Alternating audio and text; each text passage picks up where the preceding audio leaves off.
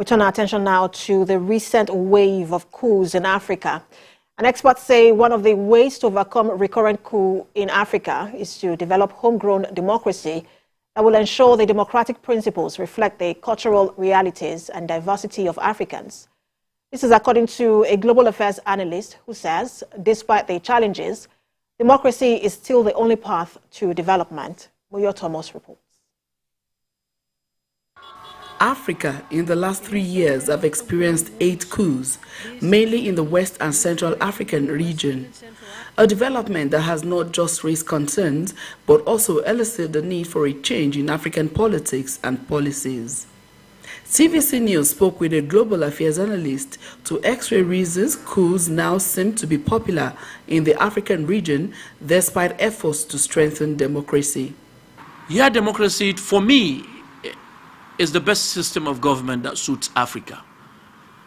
But the problem is that the Africans have failed woefully in defining and designing the suitable architecture and operational modus operandi of the brands of democracy they want to practice. He says beyond constitutional abuse, dissatisfaction among the populace, increasing poverty and lack of democratic dividends to the people stimulate coups. On the way forward, he says, the solution lies with the African leaders. The foreign forces have superimposed themselves. Africans are now seeing that their leaders are puppets.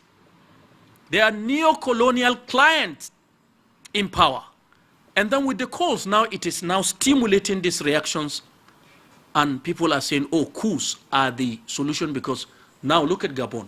Why are Africans who just elected their leaders now celebrating coups? Dr. Bello says the sad reality is that the present hardships faced by citizens in Africa may not end until African leaders come together and find a common ground of agreement on acceptable ways to relinquish power.